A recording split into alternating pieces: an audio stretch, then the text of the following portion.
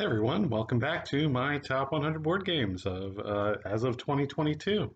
Not going to do too much more preamble because these videos can tend to take too long, so let's get right into it. This is going 60 through 51, and number 60 was 43 last year, so it's dropped by a little bit. It is Spoils of War. I don't own this game, so I can't show it to you. Spoils of War is essentially the game Liar's Dice, which is a very well-known game, but added on top of that is some additional, more gamery elements. Um, Things like betting as to whether or not someone is correct, or if someone has gone beyond the amount of dice that have been rolled of that kind. Um, so it just layers all these things on top of Liar's Dice. Liar's Dice or Perudo is a fine game. I enjoy it. Spoils of War is a great game. That is number 60, Spoils of War. Number 59, I also don't own. It was 86 last year, so it's risen by a bit. I think that's because it's on Board Game Arena now. I've played it a couple of times. And that is St. Petersburg. St. Petersburg is a game in which you are drafting cards from these various different categories like workers, buildings, aristocrats, not the cats. And then they give you various points or they give you money so you can buy additional cards. It's a little bit of a theme. In reality, it is a pure economic game in which you're trying to set up your economy and transition to points at the right time. If you transition to points too slowly, then you'll end the game with a ton of money, but you won't have the points. If you transition to points too quickly, then you'll start getting points much earlier than everyone else, but then you'll run out of money and everyone else will skyrocket past you. This is one that I think is very good for people who are heavily into economic games. Not one I would recommend for a lot of people, but give it a try on Board Game Arena. That is St. Petersburg. Number 58, I do own. It was 38 last year, so it's fallen by a bit, but I've actually picked up a copy since last year, and that is Imhotep. Imhotep, Builder of Egypt, or something like that. It's by Phil Walker Harding, who is a very well-known designer, and I picked this up used, although it says used, but it's still unpunched inside, so it's clearly new. I'm just going to show you the back of this box because it's unpunched. You're putting your little cubes on these little boats and then sailing them to the various different areas where things are being built. So you're building a pyramid, you're building these obelisks, there's a burial chamber. The idea in the game is that you are trying to get marginally more points with each decision than other people. But you can also, so you choose where to put your stones in the boats, and then anyone can choose to sail the boat that has your stones on it and unload it in various different spots. So there's a real tension there between deciding if you want to be the one who sails the boats or if you just would rather put down a stone knowing that it's going to give you a point in some way. That's Imhotep. Moving on to number 57. Number 57 was number 39 last year, so it's fallen by a little bit, and that's mostly because I haven't played it. It is a cooperative game, which I famously am not a very big fan of cooperative games. This game is Robinson Crusoe, Adventures on the Cursed Island. I got out just the box top here. You can see it's not that big of a game, but the reason I brought out just the box top is because it's hard to remove the top because there's so much stuff in this game. So it's a cooperative game where you are shipwrecked like Robinson Crusoe. There's a board and you put these tiles out on it. It is the most complicated cooperative game that I have played, and that is why I like it. My normal problem with cooperative games is that if someone has a good move that they should make, other people will point that out to them, or they'll spend a lot of time and then decide that, oh yeah, that is the right move to make. It leads to the alpha player problem that they say. Other people say it's not the fault of the game, it's the fault of the people who are alpha players, but maybe I'm just an alpha player and that's why I disagree with it. You have these little tokens that represent your guys. You are going to these various different spots to do things. There is a campaign in here It's essentially something like 12 different games. It's very complicated and it's very hard. In particular, the first scenario I've only beaten twice. I don't know that I've even ever beat the second scenario, but I need to try more different scenarios. Um, Something interesting in this game is that you will have events come up, like this one is termites, and you can either deal with it, do pest control. So bad things happen. You can deal with it, do pest control, and get rid of the card, or if you don't get rid of it, something else is going to happen. Something else bad is going to happen. The termites are going to eat more wood. So you might have, for example, night howling. All night long, a terrifying howl is coming from deep within the jungle. And if you don't deal with it by hunting the beast, then you're going to have something bad happen. The beasts are going to attack you. That's fascinating that your decisions do, in fact, come back to bite you. Or they might not. It really depends as to whether or not that comes up in the deck. So that's why I like it, even though it is, in fact, a cooperative game. I do like some co-ops. That is one of them. Don't get too close to the camera. That was number 57, Robinson Crusoe. Number 56 was 55 last year, so it's basically the same. And this is Shadowhunters. Shadowhunters, which famously my wife does not quite enjoy. In this game, it's a hidden role game. I'm not sure how much of it I could show to you here, but you have a board and you put these various different locations out on the board, and everyone has a hidden role, and you move your little tokens around. This plays well, in my opinion, with 7 or 8 players. Technically, it also plays pretty well with 9, though you it's not technically supposed to play 9, but I've played it with 9 and it works.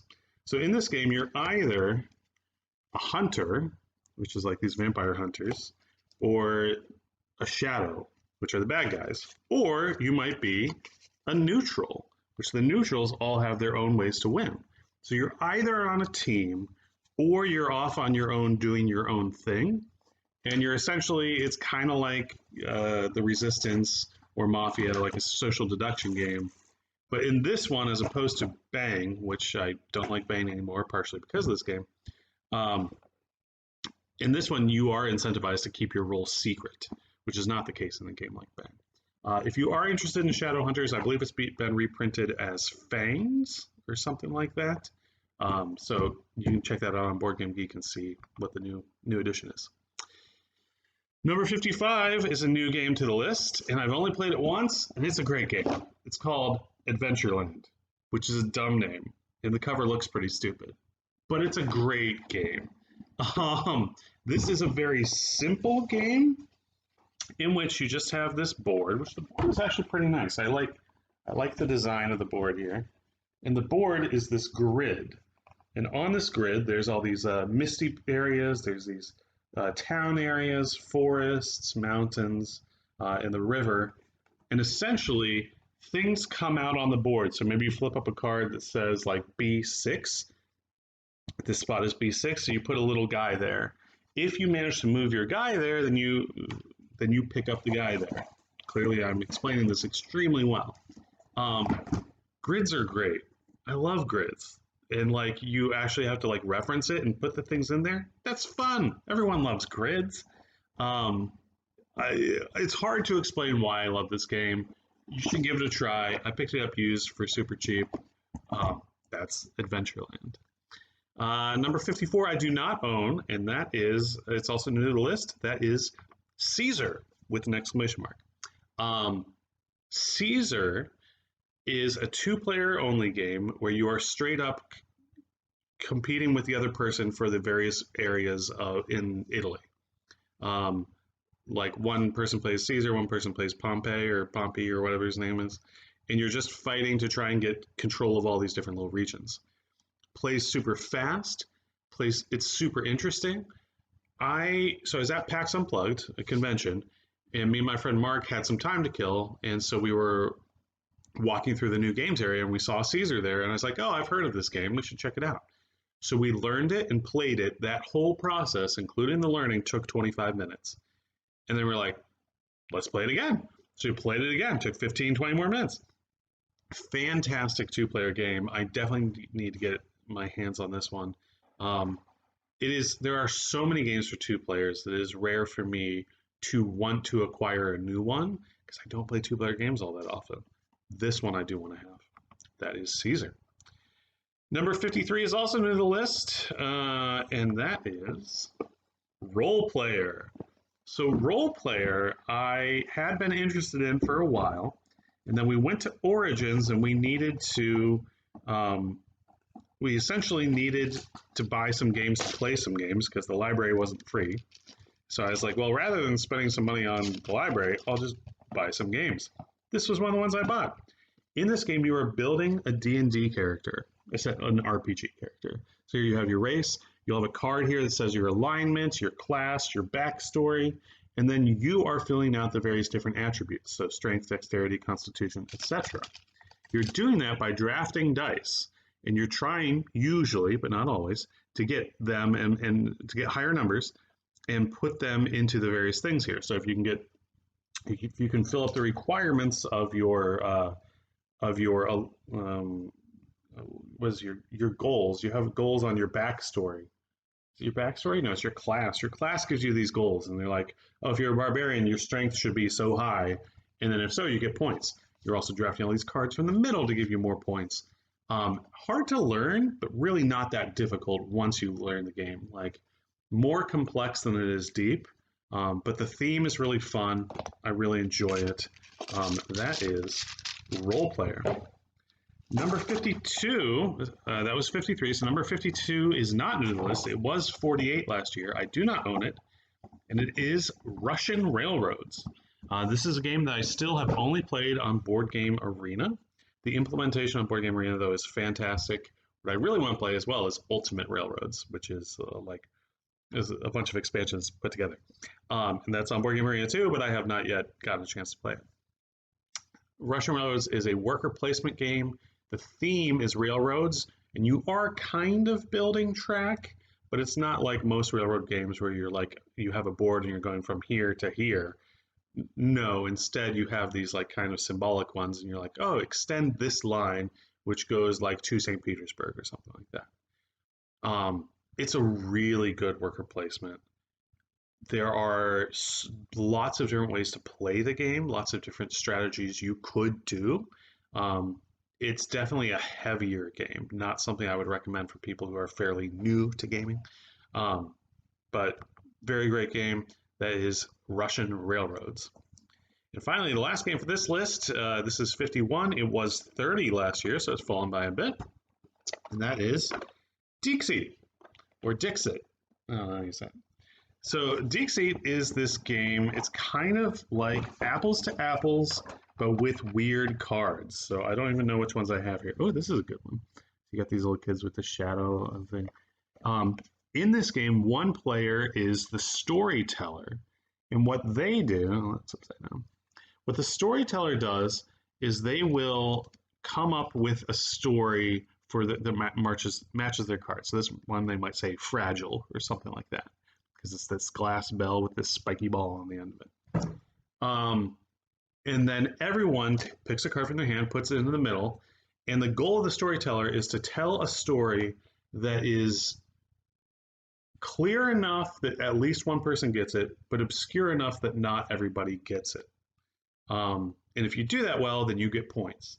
And the goal of everyone else is to guess the card that the storyteller put in. It really leads to some fascinating